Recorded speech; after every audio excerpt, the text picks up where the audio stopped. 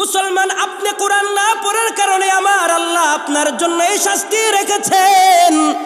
ঠিক তেমনি ভাবে আপনি আপনার সন্তানটাকে কোরআনের শিক্ষায় শিক্ষিত করছেন না, ফলে আপনার সন্তান নামাজ পড়তে জানে না, আপনার সন্তান রোজা করতে জানে না, আপনার সন্তান যাকাত দিতে জানে না, আপনার সন্তান কিভাবে চলবে সেটা জানে না। এই জন্য সমাজের যত অন্যায় অবিচারের মধ্যে আপনার সন্তানগুলো লিপ্ত হয়ে যায়। এই সন্তানগুলো যখন নাফরমান হইয়া কিয়ামতের দিন আল্লাহ পাক রব্বুল আলামিনের দরবারে দাঁড়াইবে, আল্লাহ পাক রব্বুল আলামিন দুনিয়ার মধ্যে নাফরমানি হওয়ার করার কারণে ওই বান্দাকে যখন জাহান্নামে দিবে, আমার আল্লাহ কোরআনের মধ্যে সূরা সিজদার 29 নং আয়াতের মধ্যে আমার রব জানাই দেন, দুনিয়ার মানুষ শোনো, ওই নাফরমান সন্তান নাফরমানি করার কারণে জাহান্নামে অবধারিত হওয়ার কারণে জাহান্নামে যাওয়ার আগে ওই সন্তান বলবে, ওয়াকালাল্লাযীনা কাফারু রব্বানা আরিনাল্লাযীনা আদাল্লানা মিনাল জিন্নি ওয়াল ইনসি নাজআলহুমা তাহতা আকদামিনা লিয়াকুনা মিনাল আসফালিন। আমার রব বলেন, ওই সমস্ত সন্তানগুলো আল্লাহকে বলবে, আল্লাহ আমার ওই সমস্ত বাবা মাগুলো কোথায়, যাদের কারণে আমরা কোরআন শিখতে পারি নাই, যাদের কারণে আপনার নবীজির আদর্শ আমরা শিখতে পারি নাই, ফলে আমরা সমাজের মধ্যে অন্যায় ও অবিচারগুলো করতাম। ওই সমস্ত বাবা মাদেরকে আমাদের সম্মুখে নিয়ে আসো। এরপরে বাবা মাদেরকে উপস্থিত করা হলে ওই সন্তানগুলো বাবা আমার বুকের উপর পাড়া দিয়া দিয়া জাহান্নামে যাবে। শুধু তাই নয়, জাহান্নামে যাওয়ার পরে ওই সন্তানগুলো আল্লাহকে বলবে, রব্বানা ওয়াবা'থ ফীহিম রব্বানা আতিহিম দি'ফাইনি মিনাল আযাব। ও আল্লাহ, আমরা একা জাহান্নামে যাব না, আমাদের ওই সমস্ত বাবা মাদেরকেও নিয়ে আসো। শুধু তাই নয়, আমাদেরকে যেরকম ভাবে জাহান্নামে দিবা, ও আল্লাহ আমাদের বাবা মাদেরকেও দাও। এবং শুধু জাহান্নামে দিয়েই ক্ষান্ত করবা না, আমাদেরকে যে পরিমাণ আযাব দিবা এর থেকেও 1000 গুণ বেশি আযাব আমাদের বাবা মাদেরকে দিবা। চিৎকার দিয়ে বলি না নাউজুবিল্লাহ। ও মেরে মৌলা তেরে রহম সে जुदाई न करो, तेरे रहम से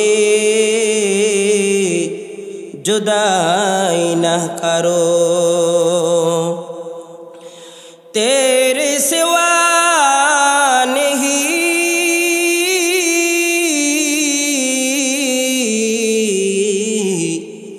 तेरे सिवा नहीं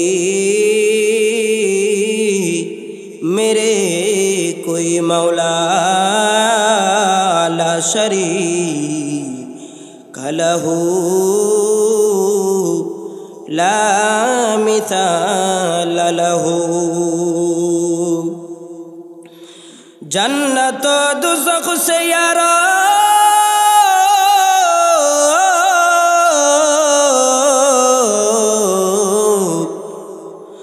जन्नत दुज़ख से या रब किया करो, अर्जू है मैं तुझे देखा करो। আল্লাহ পাক রব্বুল আলামিন আমাদের সকলকে জান্নাতের মধ্যে রব্বে কারীমের দিদার দিয়ে আমাদেরকে ধন্য করুন। সকলে চিৎকার দিয়ে বলি আমিন। আলহামদুলিল্লাহ। সত্রাশিয়া জামিয়া জান্নাতুন নাঈম মহিলা মাদ্রাসার উদ্যোগে আয়োজিত আজকের এই মুহতি মজলিসে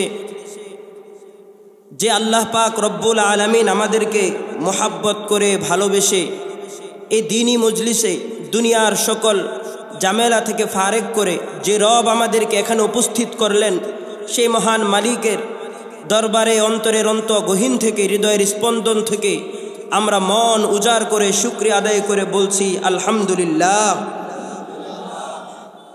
একটু আওয়াজ করে জবাব দেন, আমরা যে এখানে এসেছি আমাদেরকে নিয়ে এসেছেন কে? সবাই বলেন কে? আমাদের হায়াত দেনেওয়ালা কে? রিজিক দেনেওয়ালা, সম্মান দেনেওয়ালা, সন্তান দেনেওয়ালা কে? খাজা বাবা, আট্টসি। সন্তান দেওয়ার মালিক কে? সাত তবক আসমান ও জমিনের একচ্ছত্র মালিক একজন, তিনি কে? এখন যদি কেউ বলে সকল ক্ষমতার মালিক জনগণ, ঈমান থাকবে না যাবে? সবাই বলেন। আফসোস আর পরিতাপের বিষয় হচ্ছে মুসলমান, আপনারাই বললেন কেউ যদি এই কথা বিশ্বাস করে সকল ক্ষমতার মালিক জনগণ, ওর মধ্যে ঈমান থাকবে না। আজকে আমরা জানি হিন্দু, খ্রিস্টান, বৌদ্ধ, ইহুদি সমস্ত জাতি যারা আমার রবকে এক বলে বিশ্বাস করে না, তারা চিরস্থায়ী জাহান্নামী, কারণ তারা আল্লাহর সাথে আরো শরীক করে, ঠিক কিনা? মুসলমান যদি হিন্দু, খ্রিস্টান, বৌদ্ধ, ইহুদিরা তারা যদি আমার রবের সাথে আরো শরীক করার কারণে চিরস্থায়ী জাহান্নামী হয়ে থাকে, আমি আপনাদের কাছে জানতে চাই, যারা গণতন্ত্র প্রতিষ্ঠা করার জন্য নিজের জীবন রক্ত ঝরাচ্ছেন, তাদের ঠিকানা কোথায়? আপনারাই জবাব দিবেন। আমি আগে বুঝাই আপনাদেরকে গণতন্ত্রের মূল বিষয়টা কি। গণতন্ত্রের মূল বিষয়টা হচ্ছে সকল ক্ষমতার মালিক জনগণ। আচ্ছা বলেন তো, কেউ যদি গণতন্ত্র করতে যায় এই বিশ্বাসটা তার দিলের ভিতর থাকে, ঈমান থাকবে না যাবে? এই জন্য মুসলমান আমাদেরকে একটা কথা খুব ভালো করে স্মরণ রাখতে হবে। আপনি হতবা আওয়ামী লীগ করেন, মুজিবের আদর্শ বাস্তবায়ন করার জন্য জীবন দিতে পারেন, রক্ত ঝরাতে পারেন। আপনি হতে পারে বিএমপি করে ওই জিয়ার আদর্শ বাস্তবায়ন করেন। মনে রাখবেন, আপনার ভিতরে যদি এই বিশ্বাস থাকে সকল ক্ষমতার মালিক জনগণ, আপনার মৃত্যু হতে দেরি, আপনার চিরস্থায়ী জাহান্নামে যেতে দেরি নাই। কথা বলেন ঠিক কিনা? এই জন্য মুসলমান আমাদেরকে খুব ভালো করে বুঝতে হবে, শয়তান আমাদেরকে খুব কৌশলে আমাদেরকে তিলে তিলে ধ্বংস করে দিচ্ছে।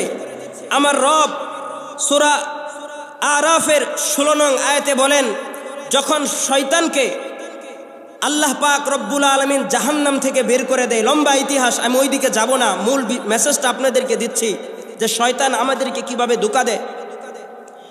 শয়তানকে যখন রব জান্নাত থেকে বের করে দিলেন, তখন শয়তান বলে, আমার রব কোরআনের মধ্যে শয়তানের সেই বক্তব্য তুলে ধরেছেন। সূরা আরাফের 16 নং আয়াতে রব বলেন, ক্বালা ফাবিমা আগওয়াইতানি, হে আল্লাহ, তুমি যেহেতু আমাকে জান্নাত থেকে বের করে দিছো, লা আকউদান্না লাহুম সিরাতাকাল মুস্তাকিম, যেই আদমের জন্য আমাকে তুমি জান্নাত থেকে বের করে দিলা, আমি বনি আদমের সিরাতে মুস্তাকিম তথা জান্নাতের পথে আমি বসে থাকবো। বসে বসে তোমার প্রত্যেকটা বনি আদমকে আমি জাহান্নামী বানাই দিব, কাউকে জান্নাতে যেতে দিব না। মুসলমান, এই আয়াতের ব্যাখ্যায় সহিহ আবু দাউদের 4910 নং হাদিসের মধ্যে এসেছে, নবীজির স্ত্রী বর্ণনা করেন শয়তান কিভাবে মানুষদেরকে ধোঁকা দেয়। আন সফিয়াতা ক্বালাত ফাকালা নবী সাল্লাল্লাহু আলাইহি ওয়াসাল্লাম, ইন্নাশ শাইতানা ইয়াজরি মাজরাদ দাম, শয়তান মানুষের রগ রিসায় চলে চলে মানুষদেরকে ধোঁকা দেয়। আজকে আমরা যেখানে মুসলমানের উচিত ছিল আমার রবের সেই বিধান, আমার রব বলেন, আলা লাহুল খালকু ওয়াল আমর, আসমান ও জমিন, গোটা পৃথিবী, আওয়াজ দিয়ে বলেন আসমান ও জমিনের মালিক কে? আমার রব বলেন, আলা লাহুল খালক, তামাম কুল কায়নাত, সাত তবক আসমান জমিন এবং এর বাহিরে যত জগৎ আছে সমস্ত জগতের রাজত্ব আমি আল্লাহর। অল আমর, এবং যদি দুনিয়ার মধ্যে কারো একজনের বিধান চলে, দুনিয়ার মধ্যে যদি কারো বিধান চলে, একমাত্র আমার রবের বিধান চলতে পারবে, কোনো তন্ত্রমন্ত্র বিধান দুনিয়ার মধ্যে চলতে পারে না। কথা বলেন ঠিক কিনা? কিন্তু আফসোস আর পরিতাপের বিষয় হচ্ছে, যেখানে আমাদের উচিত ছিল যে আমরা আমাদের সমাজটা কোরআন অনুযায়ী সমাজ প্রতিষ্ঠা করব, যেখানে মুসলমানের রক্ত জড়ানোর দরকার ছিল কোরআনের বিধান প্রতিষ্ঠা করবার জন্য, নবীজির আদর্শ বাস্তবায়ন করবার জন্য, সেখানে আমাদেরকে দেখতে পাই যে আমরা বিভিন্ন দল করতে গিয়ে, বিভিন্ন নেতার গোলামি করতে গিয়ে, বিভিন্ন নেতাদেরকে খুশি করতে গিয়ে আমরা আমাদের রবের বিধানকে বাদ দিয়ে দুনিয়ার এই বিভিন্ন নেতাদেরকে আমরা সাপোর্ট দিয়ে তাদেরকে খুশি করার জন্য আমরা মানুষের উপর কখনো অন্যায়ভাবে মানুষকে আমরা জুলুম করি এবং নিজেদের রক্ত পর্যন্ত জড়াই দেই। কথা বলেন ঠিক কিনা? কিন্তু আমাদের নেতাদের অবস্থা কি? নেতাদের অবস্থা কি বলবো একটু আপনাদেরকে। এক কবি এক কবিতা বানাইছে, ও আমার দেশের মানুষ একটা কথা শুন, আওয়ামী লীগ আর বিএমপি কেউ নয় তোর আপন। কথা বলেন ঠিক কিনা? যেই নেতারি লাইগা তুমি ফাটাইলা ভাইয়ের মাথা, বিপদকালে ভাই পাইবা না নেতা। কথা বলেন ঠিক কিনা?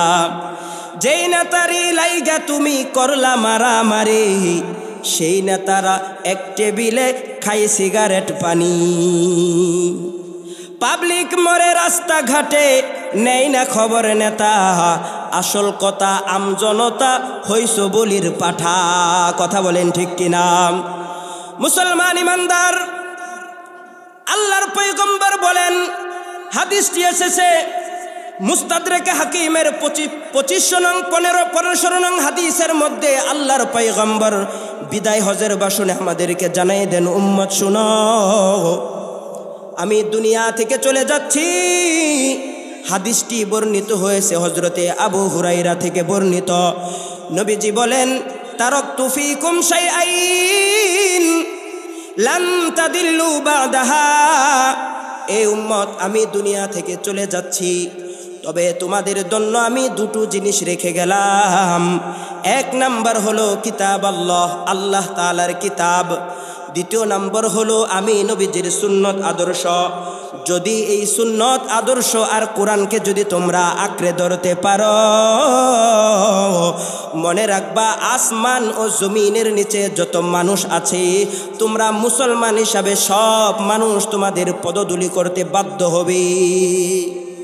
কিন্তু আফসোস আর পরিতাপের বিষয় হচ্ছে, আমরা মুসলমান হইয়াও আজকে আমরা কোরআন থেকে দূরে চলে গেছি। কোরআনের বিধান আমরা পালন করতে চাই না, ঠিক কিনা? এই যে বর্তমান সময়ে কোরআনের বিধান, আচ্ছা আগে আপনাদেরকে একটু বুঝাই যে সমাজ যদি কোরআন অনুযায়ী চলতো ফায়দা কি? সহজ কথা, গণতন্ত্রের মূল মন্ত্র হচ্ছে সকল ক্ষমতার মালিক জনগণ। এই কনসেপ্ট, এই শয়তানি মতবাদকে ওরা বিশ্বাস করে এবং এই আদর্শ মতবাদকে ওরা বাস্তবায়ন করে। লাভ কি? ওরা যখন এই কথা স্বীকৃতি দিছে যে সকল ক্ষমতার মালিক যেহেতু জনগণ, তো এই কথাকে ওরা, এই নিয়মটাকে সামনে রেখে ওরা এবার ডিজিটাল নিরাপত্তার নামে আইন করেছে। এই আইনের কারণে, এক আইন যেটা মানব রচিত আইন, এই কারণে আমরা বিগত সময় 16টি বছর দেখেছি যে হাজার হাজার উলামায়ে কেরাম বিরোধী দলের লোকদেরকে বছরকে বছর ওই আইনা করে বছরকে বছর নির্যাতন করেছে। কথা বলেন ঠিক কিনা? কিন্তু যদি কোরআনের বিধান থাকতো, যদি কোরআনের আইন থাকতো, আমরা এটাও দেখেছি কোরআনের আইন না থাকার কারণে বড় বড় অপরাধী তারা আরামসে সমাজে ঘুরে বেড়ায়, অথচ যারা কোনো অপরাধে জড়িয়ে নাই তাদেরকে বছরকে বছর কারারুদ্ধ করে রাখা হয়েছে। কথা বলেন ঠিক কিনা? এবার আসেন, কোরআনের আইন থাকলে লাভ কি?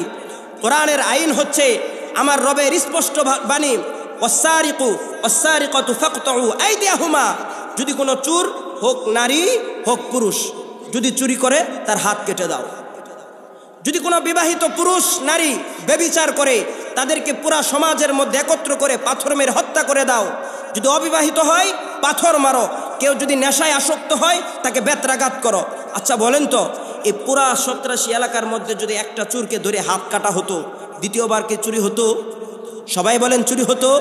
যদি একটা নেশাখোরকে ধরে তাকে বেত্রাঘাত করা হতো, দ্বিতীয়বার কি এই নেশায় আসক্ত হতো? না। যদি একটা ব্যভিচারকে ধরে এই পুরা এলাকার মধ্যে ধরে পাথর মারা হতো, দ্বিতীয়বার এরকম ব্যভিচারের ঘটনা আর পাওয়া যেত না। এ হচ্ছে কোরআনের বিধান। কিন্তু আফসোস, আমরা কোরআনকে ছেড়ে দিয়েছি, কোরআন অনুযায়ী আমরা জীবন চালাই না। মুসলমান জানেন, কোরআন এমন একটা বিধান, এমন একটা গ্রন্থ যে কোরআনের ব্যাপারে পৃথিবীর মধ্যে যত মানুষ আছে সব মানুষ তাদের গ্রন্থ লেখার পরে কেউ এই কথা চ্যালেঞ্জ করতে পারে না যে আমার গ্রন্থের মধ্যে কোনো ভুল নাই।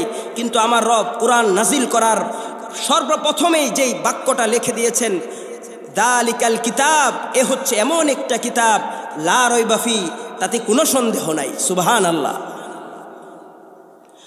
আমার আল্লাহ রব্বুল আলামিন সূরা বাকারার 23 নং আয়াতের মধ্যে রব বলেন, দুনিয়ার মানুষ শুনো, ওয়া ইন কুনতুম ফি রাইবিম মিম্মা নাযালনা আলা আবদিনা। দুনিয়ার মানুষ শুনো, আজকে তোমরা আমি রবের কোরআনকে তোমরা মানো না। আজকে তোমরা দুনিয়ার শান্তি চাও চুরির মধ্যে, আজকে জিনা ব্যভিচারের মধ্যে তোমরা শান্তি চাও। তার মানে কি তোমরা কোরআন নিয়ে সন্দেহ করো? আমার মুসলমান ভাইরা, আল্লাহ বলেন, ওয়া ইন কুনতুম ফি রাইবিম মিম্মা নাযালনা আলা আবদিনা। যদি যেই কোরআন তোমার রবের পক্ষ থেকে নাজিল হয়েছে, যদি এই কোরআনের প্রতি তোমাদের সন্দেহ হয়, তাহলে ফাতু বিসূরাতিম মিন মিথলিহি। আমার আল্লাহ বলে, তাহলে যদি কোরআনের প্রতি তোমাদের সন্দেহ হয়, তাহলে তোমরা কোরআনের মতো একটা সূরা নিয়ে আসো। ওয়াদউ শুহাদাকুম মিন দুনিল্লাহ। তোমরা বিশাল সমস্ত পৃথিবীর মধ্যে যত মানুষ আছে, জিন জাতি আছে, এমনকি আমার রব বলেন, যদি হিন্দু, খ্রিস্টান, বৌদ্ধ, ইহুদি, তোমরা যে সকল দুর্গা, লাত, মানাত, উজ্জার ইবাদত করো, ও তোমরা সমস্ত মানুষ একত্র হইরা যদি আমি রবের প্রতি যদি তোমাদের সন্দেহ থাকি, কোরআনের প্রতি যদি সামান্য পরিমাণ সন্দেহ হয়, তাহলে তোমরা সকলেই মিলে একত্র হইয়া কোরআনের ছোট একটা সূরা নিয়ে আসো।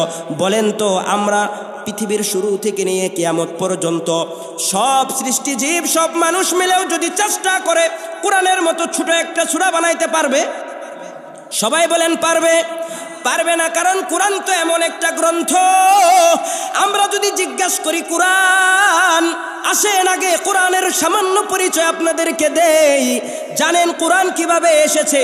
আপনি যদি কোরআনকে জিজ্ঞাসা করেন, কোরআন বলো দেখি তুমি কোত্থেকে এসেছ, কোরআন জবাব দেয়, তানজিলুম মির রাব্বিল আলামিন। আল্লাহু আকবার। কোরআনকে যদি আমি জিজ্ঞেস করি, কোরআন বলো দেখি তুমি কোত্থেকে নাজিল হইছ, কোরআন জবাব দেয়, আমাকে নাজিল করা হয়েছে, আমি এসেছি জগৎ সমূহের প্রতিপালক আল্লাহর পক্ষ থেকে। বলিন আল্লাহু আকবার। মুসলমান, এখন যদি আমি কোরআনকে জিজ্ঞেস করি, কোরআন বুঝলাম তুমি মহাপ্রতিপালক আল্লাহর পক্ষ থেকে এসেছো, আমরা জানতে চাই দুনিয়ায় আসার আগে তুমি কোথায় ছিলা? কোরআন জবাব দেয়, ফি লাউহিম মাহফুজ। আমি দুনিয়ার আসার আগে আমি সংরক্ষিত ছিলাম লৌহে মাহফুজি। এখন যদি আমরা কোরআনকে জিজ্ঞেস করি, কোরআন আমাদেরকে বলো, বুঝলাম তুমি আল্লাহর পক্ষ থেকে এসেছো, দুনিয়ায় আসার আগে তুমি লৌহে মাহফুজে ছিলা, আমরা জানতে চাই তুমি আসমান থেকে, লৌহে মাহফুজ থেকে তুমি দুনিয়ায় আসলা, বলো দেখি তোমাকে কে নাজিল করেছি? কোরআন বড় মায়া করে জবাব দেয়, নাজালা বিহির রূহুল আমিন। আমাকে নাজিল করেছে আল্লাহ তাআলা অগণিত কোটি কোটি ফেরেশতা। এই ফেরেশতার মধ্যে সবচেয়ে বড় যে ফেরেশতা, মালাফিস্তা, হযরতে জিবরাইল আলাইহিস সালাম, জিবরাইলের মাধ্যমে আল্লাহ পাক আমাকে নাজিল করেছি। আমার ভাইরা, আল্লাহ পাক রব্বুল আলামিন সূরা আহজাবের 72 নং আয়াতের মধ্যে আমার রব জানাই দিচ্ছেন, আল্লাহ পাক রব্বুল আলামিন কিভাবে এই কোরআনটা আসমান থেকে নাজিল করছি। আল্লাহ বলেন, ইন্না আরাদনাল আমানাতা আলাস সামাওয়াত ওয়াল আরদি ওয়াল জিবালি ফাআবাইনা আন ইয়াহমিলনাহা ওয়া আশফাকনা মিনহা ওয়া হামালাহাল ইনসান। আমার আল্লাহ ডাক দিয়ে বলেন, দুনিয়ার মানুষ শুনো, আজকে তোমরা যে কোরআনটা সামান্য কোরআন, ছোট একটা বইয়ের মতো তোমরা দেখতে পাও, জানো এই কোরআনটা কেমন ভারী, কেমন ওজনওয়ালা, কেমন মর্যাদাপূর্ণ এক কোরআন। আমি আল্লাহ এই কোরআনটা দুনিয়ার মানুষদেরকে দেওয়ার আগে আমি আসমানকে দিতে চেয়েছি। আমি আল্লাহ আসমানকে বলেছি, আসমান আমি তোমাকে কোরআন দিতে চাই, তোমার মন্তব্য কি? আসমান ডাক দিয়া বলে, আল্লাহ আমাকে তুমি যদি এই কোরআনটা আমাকে দাও তাহলে আমি আসমান তছনছ হয়ে যাব। আল্লাহ আমি তোমার কাছে ক্ষমা চাই, কোরআন আমি বহন করতে পারবো না।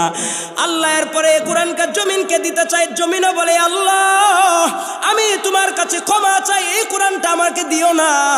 আল্লাহ এই কোরআনকে পাহাড়কে দিতে চাই, পাহাড়ও বলে, আল্লাহ এই কোরআনটা আমি এই কোরআনটা আমি বহন করতে পারবো না। এরপর আল্লাহ জানাই দেন এই কোরআনটা আমি জিব্রাইলের মাধ্যমে নবী মুহাম্মদুর রাসূলুল্লাহ, সবাই বলি সাল্লাল্লাহু আলাইহি ওয়াসাল্লাম, আল্লাহ তাআলা বলেন এরপরে এই কোরআনটা আমি নবীর কাছে পৌঁছাই দিলাম। মুসলমান ইমানদার আসেন এখন আমরা শুনি কোরআনটা জিব্রাইল কিভাবে আল্লাহর পয়গম্বরের কাছে পাঠাইলেন। ইমাম বুখারী রাহমাতুল্লাহি আলাইহি সহিহ বুখারীর 4953 নং হাদিসের মধ্যে এসেছে, আল্লাহর পয়গম্বর বলেন, হাদিসটি বর্ণিত আন উরওয়া ইবনে যুবাইর আখবরাহু আন্না আয়েশা, উরওয়া ইবনে যুবাইর বলেন নবীজির স্ত্রী আম্মা জান আয়েশা রাদিয়াল্লাহু তাআলা আনহা বলেন আউয়ালু মা বুদিয়া বিহি রাসূলুল্লাহ সাল্লাল্লাহু আলাইহি ওয়াসাল্লাম আর রুইয়া সাদিক। কোরআন নাজিল হওয়ার আগে আল্লাহর পয়গম্বরের কাছে স্বপ্নে যুগে ওহী পাঠানো হতো।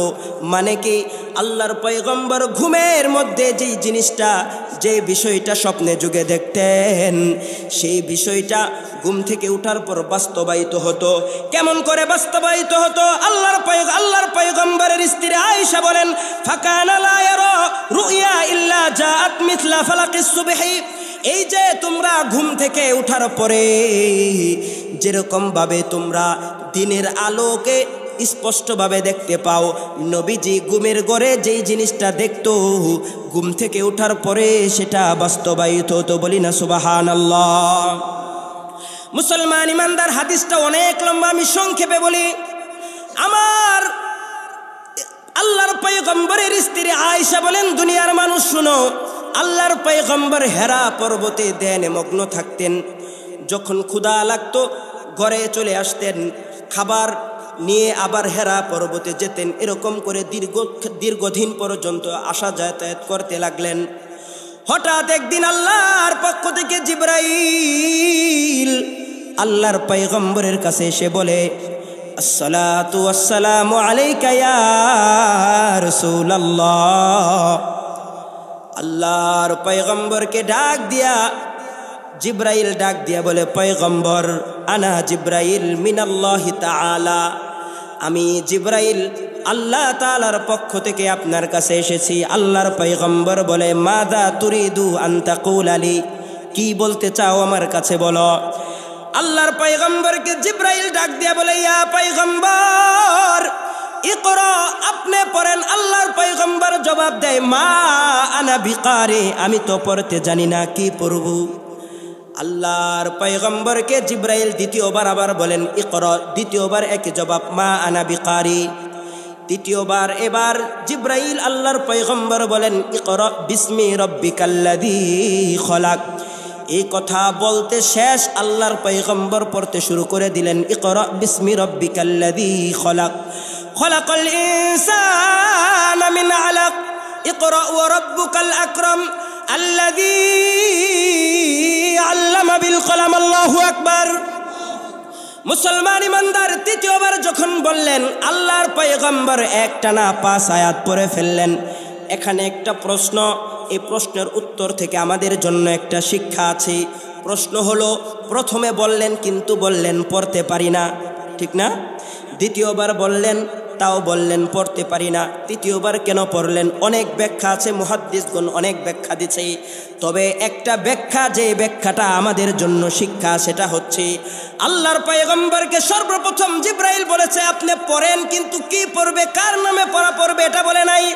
কিন্তু আল্লাহর পয়গম্বরকে যখন জিব্রাইল বলছে পড়েন আপনার প্রভুর নামে যিনি আপনাকে সৃষ্টি করেছে, মুসলমান এখান থেকে আমাদের শিক্ষা হলো, একটা বাচ্চা কথা বলতে যখন শুরু করবে, একটা বাচ্চা যখন ধীরে ধীরে বড় হতে শুরু করবে, ওই বাচ্চা যখন কোনো শিক্ষায় শিক্ষিত হতে যাবে, ওই বাচ্চাকে সর্বপ্রথম যে শিক্ষাটা দিতে হবে সেটা হচ্ছে আল্লাহর নামের শিক্ষা। কথা বলেন ঠিক কিনা? কিন্তু আফসোস আর পরিতাপের বিষয় হচ্ছে, আমরা নিজেদেরকে মুসলমান দাবি করি, কিন্তু আমরা আমাদের সন্তানরা যখন বড় হয়, সন্তানদেরকে আল্লাহর নামের শিক্ষায় শিক্ষিত না করে আমরা জাগতিক শিক্ষায় শিক্ষিত করার জন্য পাগল হয়ে যাই। কথা বলেন ঠিক কিনা? বিনিময় লাভ কি? ফলে আমরা কি দেখতে পাই? দেখবেন সমাজের মধ্যে যত অন্যায়, অবিচার, জুলুম, নির্যাতন, টেন্ডারবাজি, জিনাখুর, এই দেশ থেকে যারা লক্ষ কোটি টাকা লুপাট করে বিদেশে পাচার করেছে, একজনকেও কোরআনের হাফেজ আলেম পাবেন না। কথা বলেন ঠিক কিনা? আজকে যদি কোরআনের শিক্ষায় শিক্ষিত হতো, আজকে যদি আমাদের যুব সমাজদেরকে যদি আমরা কোরআনের শিক্ষায় শিক্ষিত করতে পারতাম, তাহলে এই সমাজটা সুন্দর একটা সমাজ হয়ে যেত, সমাজ থেকে অন্যায় অবিচার দূর হয়ে যেত। আজকে অনেক মানুষ, আমি যেই মসজিদে জুমা পড়াই, এক মুরব্বী প্রায় এসে আমার কাছে কান্না করে, হুজুর আমার সন্তানটা নেশা করে, এত বুঝাই, আপনি একটু দোয়া করেন। আমি বলে দিছি, এখন আর আমার দোয়া করলেই বা কি আসবো? যখন মূল সময় ছিল, আপনি আপনার সন্তানকে কোরআনের শিক্ষায় শিক্ষিত করেন নাই, আপনি আপনার সন্তানকে শিখিয়েছেন জাগতিক শিক্ষা, যেখানে যাওয়ার পরে সর্বপ্রথম শিক্ষায় শুরু হয় মিথ্যা দিয়া। মানে কি? হাট্টিমা টিম টিম তাদের খাড়া দুটো শিং, তারা মাঠে পারে ডিম, তারা হাট্টিমা টিম টিম। আচ্ছা বলেন তো, যেই প্রাণীর শিং আছে ওই প্রাণী কি ডিম পারে? সবাই বলেন ডিম পারে। শিক্ষাটা সত্য না মিথ্যা? এই যে মিথ্যা কথা আপনি শিখাইলেন, দেখবেন এই যে বাচ্চাদেরকে যে আমরা স্কুলে দেই, কলেজে দেই, ভার্সিটিতে যাই, যাদের কাছে মোবাইল আছে সার্চ করে দেখেন, প্রত্যেক দিন যত অন্যায় হচ্ছে, যে সমস্ত বাচ্চারা নেশায় আসক্ত, যে সমস্ত বাচ্চারা বেয়াদব, সমাজের মুরব্বীদেরকে সম্মান করে না, সারাদিন মোবাইলে ব্যস্ত থাকে, নেশায় আসক্ত থাকে, এই বাচ্চাগুলোকে যদি আপনি বলেন অপরাধী, আমি বলবো এই বাচ্চা অপরাধী না। আপনি বাবা হিসাবে ঠিক সময় সন্তানকে কোরআনের শিক্ষা, আল্লাহর নামের শিক্ষা, নবীজির আদর্শের শিক্ষা আপনি দেন নাই, যার কারণে আপনি বাবা হিসাবে আপনি সর্বপ্রথম একজন অপরাধী। কথা বলেন ঠিক কিনা? আজকে যদি বাচ্চাদেরকে কোরআনের শিক্ষা দিতে পারতাম, তাহলে আমার সন্তানগুলো সোনার সন্তান হতো, সমাজের মধ্যে সুস্থ এবং কি শান্তিময় একটা সমাজ প্রতিষ্ঠিত হতো। মুসলমান ইমানদার, আমি আপনাদেরকে একটা বিষয় বোঝাই। এখন তো অনেকেই হয়তোবা মনে মনে চিন্তা করতেছেন, হুজুর তার মানে আমি যে আমার সন্তানকে স্কুলে পড়াই, কলেজে পড়াই, ভার্সিটিতে পড়াই, তার মানে কি আর পড়াবো না? প্রশ্ন হইতেছেন এরকম? সবাই এরকম একটা প্রশ্ন হচ্ছে না? আমি স্পষ্ট ভাষায় আপনাদেরকে বলি যে আপনার সন্তান ডাক্তার হচ্ছে, ইঞ্জিনিয়ার হচ্ছে, ব্যারিস্টার হচ্ছে, আপনার সন্তান স্কুলে পড়ুক, ভার্সিটিতে পড়ুক, যেখানেই পড়ুক, কোনো সমস্যা নাই। কিন্তু আপনার কাছে বিনয়ের সাথে আমার এই দাবি যে আপনি আপনার সন্তানকে জাগতিক শিক্ষায় শিক্ষিত করার আগে অন্তত 1 থেকে 2 বছর 3 বছর হলেও আপনার সন্তানকে কোরআনের শিক্ষায় শিক্ষিত করেন। অন্তত আপনার সন্তানকে যেন আপনার সন্তানটা বিশুদ্ধভাবে কোরআন শিখে নামাজ পড়তে পারে, এমনকি এতটুকু শিক্ষা আপনার সন্তানকে দেন যেন আপনার মৃত্যুর পরে আপনার সন্তান আপনার লাশটাকে দ্বার সামনে রাইখা আপনার সন্তান আপনার জানাজাটা পড়াইতে পারে। এতটুকু শিক্ষা দেন। এতটুকু শিক্ষা দিলে লাভ কি? আপনার সন্তান ডাক্তার হবে, ইঞ্জিনিয়ার হবে, ব্যারিস্টার হবে, বড় নেতা হয়ে যাবে।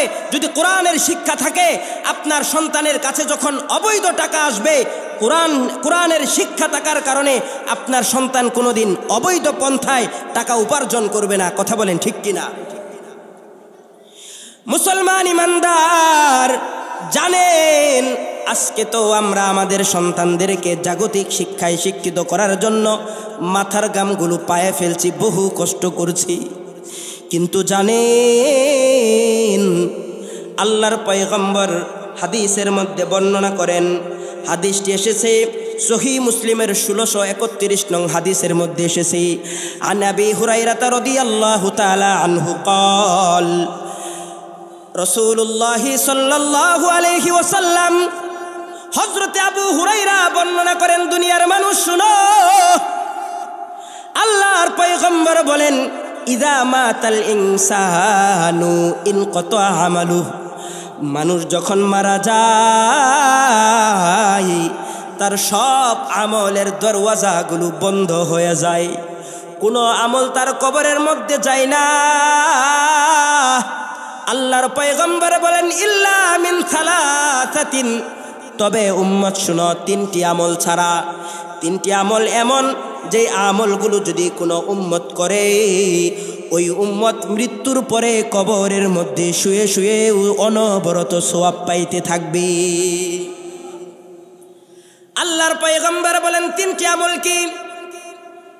ইল্লা মিন সাদাকাতিন জারিয়া, 1 নাম্বার আমল হলো ওই যে সদকায়ে জারিয়া। মানে কি?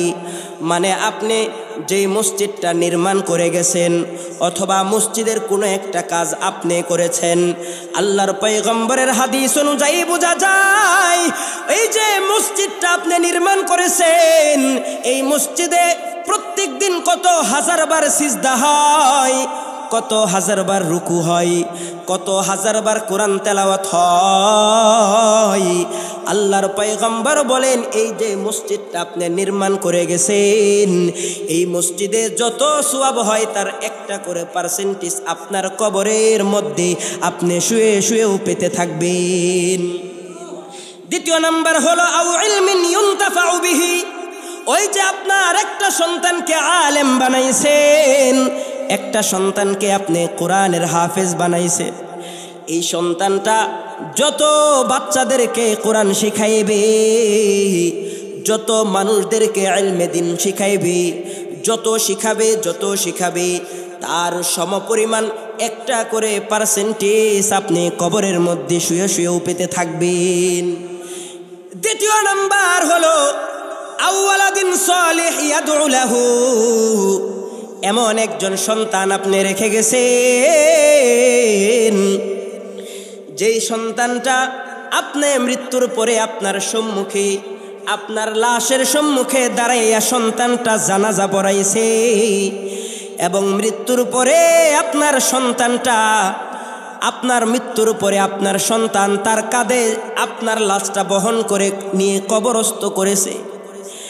আপনাকে কবরস্থ করার পরে এই সন্তান মাঝে মধ্যে 2 হাত উঁচু করে আল্লাহকে বলে, রব্বির হামহুমা কামা রব্বায়ানি সগীরা।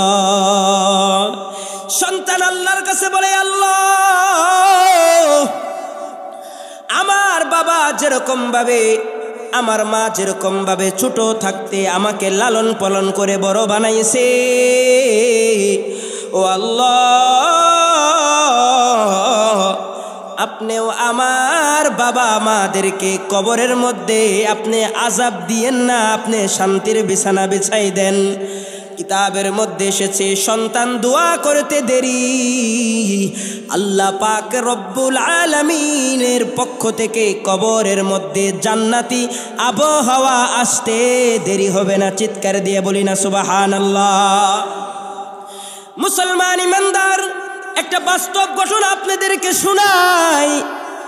ঢাকা একবার এরকম হয়েছে, এক রিকশাওয়ালা জুব্বা পরে টুপি পরে রিকশা চালাচ্ছে, একজন আল্লাহর বান্দা বড় কোটিপতি রিকশায় উঠছে। এবার ধনী মানুষ সারাদিন শুধু মাথার মধ্যে থাকে কোথায় টাকা পাওয়া যায়, দুনিয়ার চিন্তা নিয়ে সবসময় ঘোরে। বান্দাটা রিকশায় বসে বসে চিন্তা করতেছে, একটু রিকশাওয়ালাকে জিগাই তার অবস্থা কি, কি করে খায়।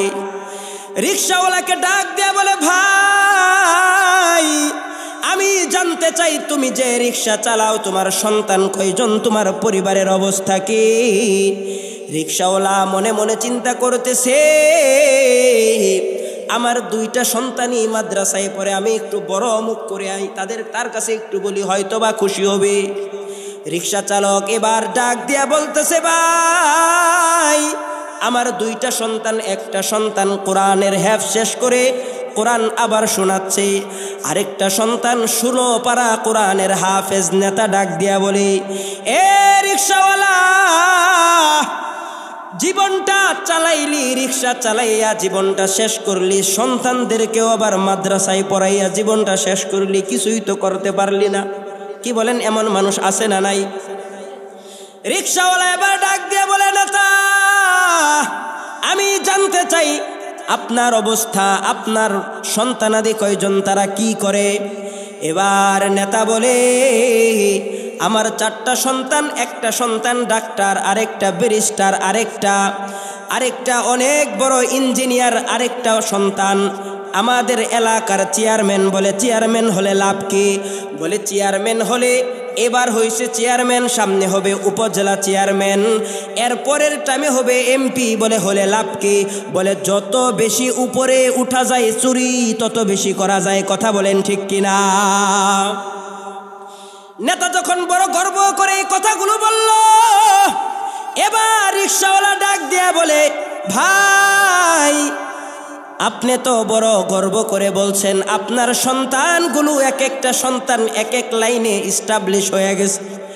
এখন আমি আপনার কাছে জানতে চাই, আপনার এত সন্তান, এত কিছু হচ্ছে, আপনার কি এমন কোন সন্তান আছে যেই সন্তানটা আপনি মৃত্যুর পরে আপনার জানাজা পড়াইতে পারবে? এবার নেতা চুপচাপ, আর কোনো জবাব দিতে পারে না, মাথাটা নোয়াই দিছে। মুসলমান ইমানদার, আজকে যারা আপনারা এখানে এসেছেন, আমি আপনাদের কাছে সেম ওই রিকশাওয়ালার প্রশ্নটাও আমি আপনাদের কাছে রাখতে চাই। জীবনটা তো কত কিছু করলেন, সন্তানের জন্য মাথার গাম পায়ে জড়াচ্ছেন কেন? সন্তানটা ডাক্তার হবে, ব্যারিস্টার হবে, বহুত কিছু হয়ে যাবে, কিন্তু পত্রিকা খুললে দেখা যায় বাংলাদেশের মধ্যে হাজার হাজার যুবকরা বিভিন্ন টাইটেল নিয়ে ঘুরে, চাকরি পায় না। কথা বলেন ঠিক কিনা? কিন্তু অপরদিকে আপনি দেখবেন একজন আলেমও না খায় নাই। কথা বলেন ঠিক কিনা?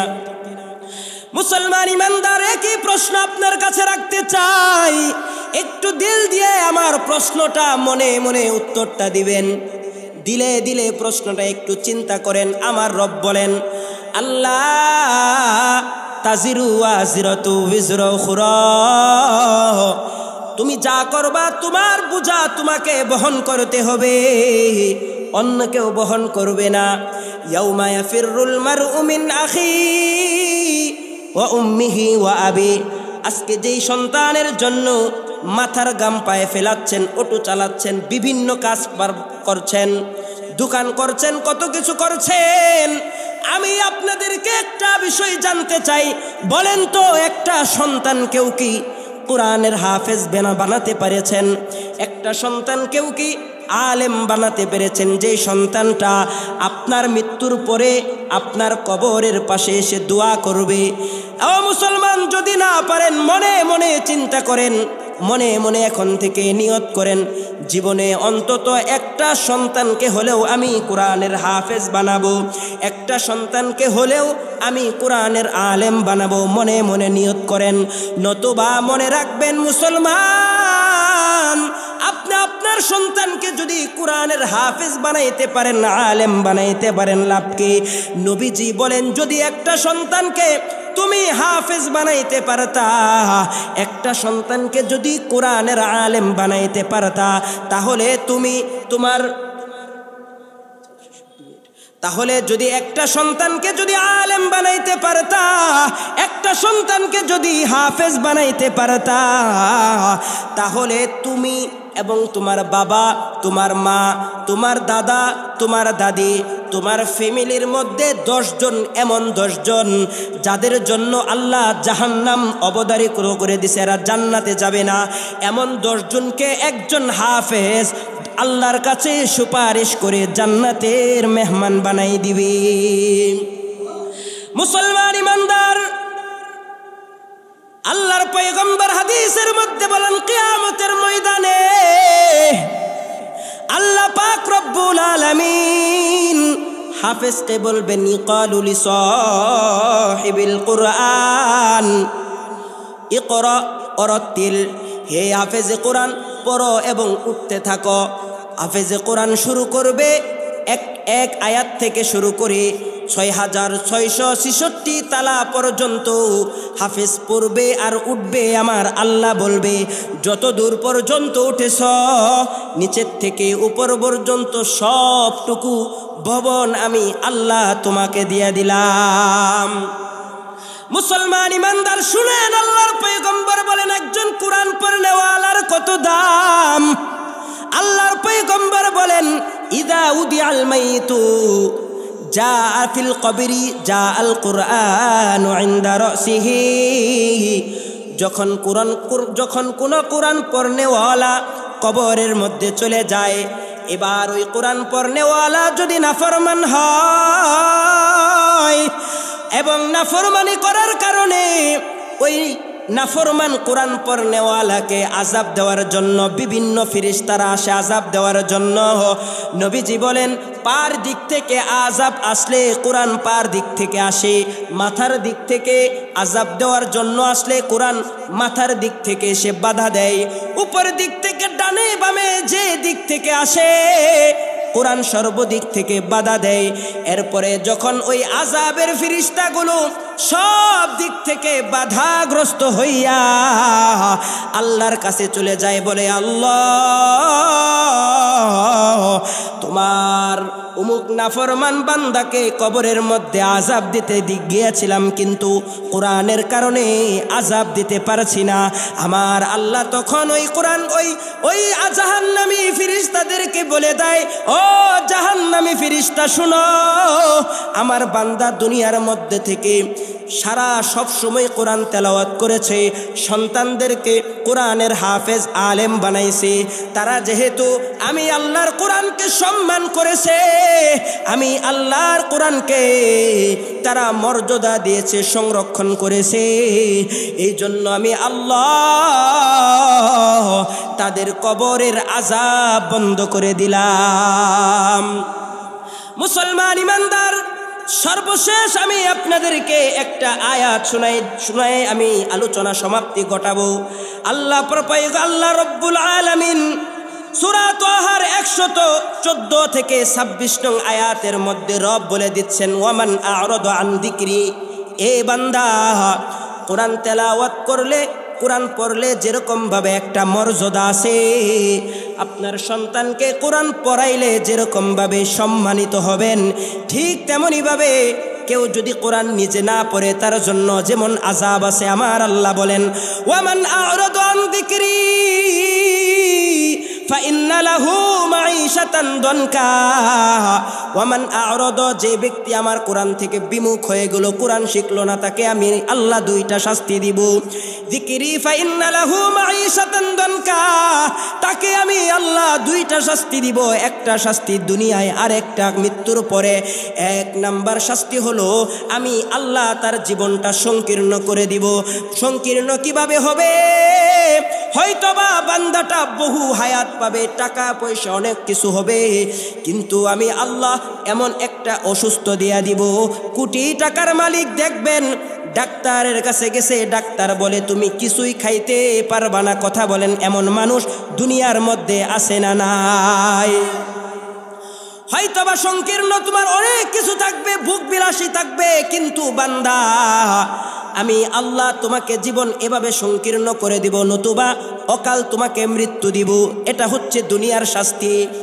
মৃত্যুর পরে যে শাস্তি শুনেন, আমার আল্লাহ বলেন ও দুনিয়ার মানুষ, কিয়ামতের ময়দানে আমি আল্লাহ পাক রব্বুল আলামিন ওয়ানাহশুরুহু ইয়াউমাল কিয়ামাতি আ'মা, বান্দা দুনিয়ার মধ্যে যখন তুমি কোরআন ছেড়ে দিবা, আমি আল্লাহ কিয়ামতের দিন তোমাকে অন্ধত্বের জীবন দান করব, অন্ধ করে দিব। বান্দা যখন অন্ধ হয়ে যাবে, আল্লাহকে বলবে আল্লাহ ক্বালা রাব্বি লিমা হাশারতানি আ'মা, ও আল্লাহ আমাকে কেন অন্ধ করে দিলা, আমার তো চক্ষু ছিল। আমার আল্লাহ তখন জবাব দিয়া বলে ক্বালা রাব্বি লিমা হাশারতানি আ'মা ওয়া ক্বাদ কুনতু বাসীরা। আমার আল্লাহ বলে ক্বালা কাযালিকা আতাতকা আয়াতুনা ফানাসিতাহা। এরে বান্দা, আমার আয়াত কোরআন কি তোমার কাছে আসে নাই? তুমি আমার কোরআনকে ভুলে গেছো, এই জন্য আজ আমি তোমাকে